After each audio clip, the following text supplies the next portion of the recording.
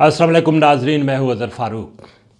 आज national security council के हवाले से बात करेंगे। आज इंतहाई अहम इजलास वज़ीर-ए-आज़म शहबाज शरीफ की सदारत में इस वज़ीर-ए-आज़म ऑफिस में हुआ है।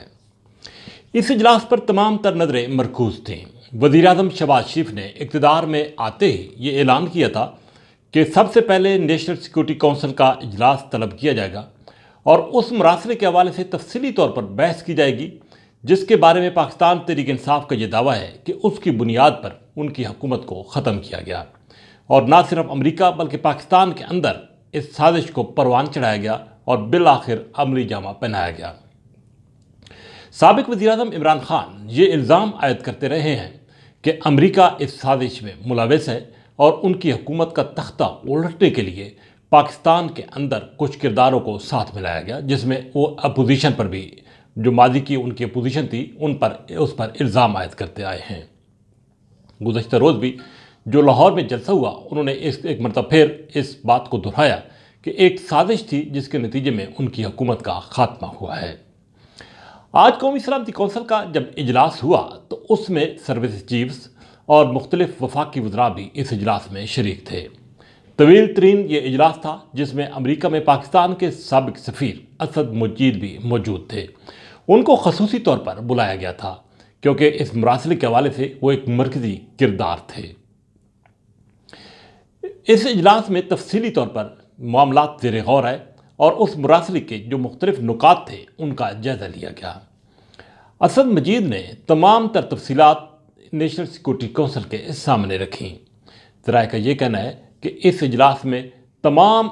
मामलात को तफसीली तौर पर देखा गया, परखा गया और इसके साथ साथ जो नेशनल सिक्योरिटी कौंसिल का वो इजलास जो कि साबिक वज़ीर-ए-आज़म इमरान खान के दौर में हुआ था, जिसमें ये बात सामने आई थी और बल्कि उस नेशनल सिक्योरिटी कौंसिल ने इसकी तौसीक की थी, उसके मिनट्स भी आज के इस इजलास में पेश किए गए और नेशनल सिक्योरिटी कौंसिल का वो एलामिया भी जो उस वक्त जारी किया गया था वो भी पेश किया गया।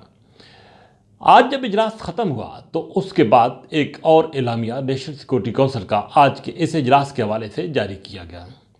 जिसमें यह वाज़ेह किया गया कि तमाम तर नुकात का तफसीली तौर पर उस मरासले का जायज़ा लिया गया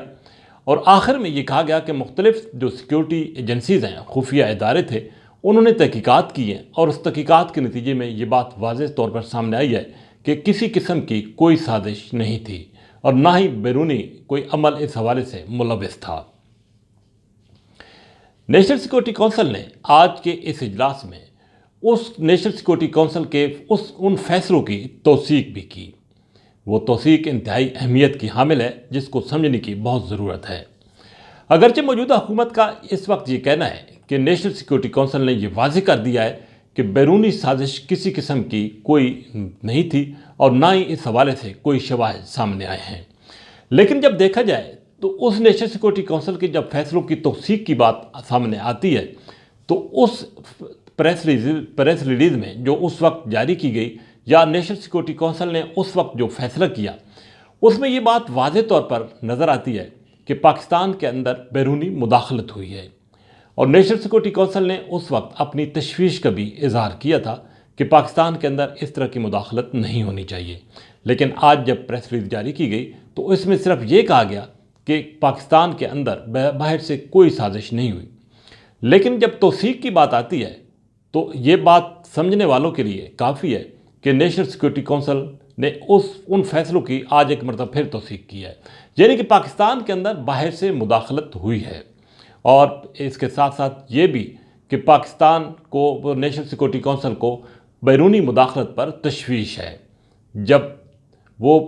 उन फैसलों को और आज के फैसलों को मिलाकर उन फैसलों की तौसीक को मिलाकर देखा जाए तो ये बात बिल्कुल सामने आती है कि पाकिस्तान में बाहर से मुदाखलत हुई है। पाकिस्तान तहरीक इंसाफ ने आज एक मरतबा फिर ये वाज़ेह किया है कि आज के इजलास में जो एलामिया जारी किया गया वो उस पर तनकीद की गई PTI की तरफ से और ये वाज़ेह किया गया और मुतालबा किया गया कि एक खुद मुख्तार कमीशन कायम किया जाए जो कि गैर जानिबदाराना हो और खुली अदालत में वो इस हवाले से मुकम्मल तौर पर तहकीकात करें। PTI का ये भी कहना है कि आज के इजलास का कोई फ़ायदा मौजूदा हुकूमत को नहीं हुआ है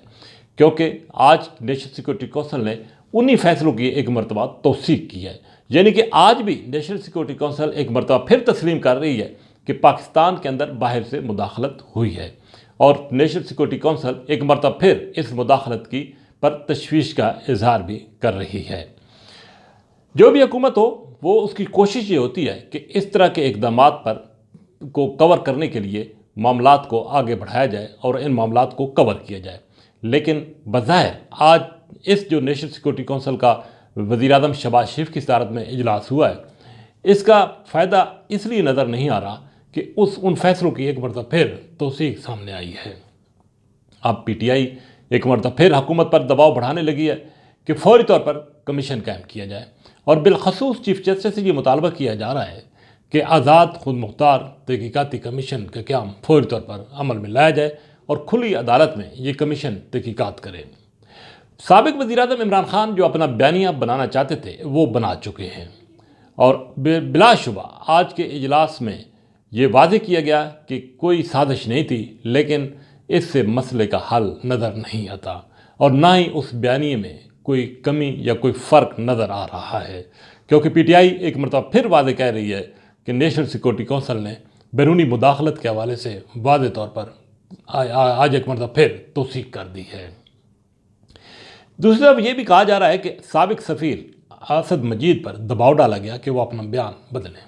लेकिन वो इसके लिए तैयार नहीं थे। लेकिन जब सिक्योरिटी कौंसिल ने इस इजलास में पिछले इजलास के फैसलों की तौसीक कर दी है तो बयान बदलवाने की या बदलने की कोई ज़रूरत ही नहीं थी। लेकिन अब मामला ये है कि जब तक आज़ाद खुद मुख्तार कमीशन तहकीकात नहीं करता और इस तमाम तर सूरत हाल को सामने नहीं लाता, इस वक्त तक ये कहा जा सकता है कि ये मामला जूं का तू रहेगा और पाकिस्तान के अंदर इंतशार की सियासत जारी रहेगी। इसी के साथ इजाज़त, अल्लाह हाफ़िज़।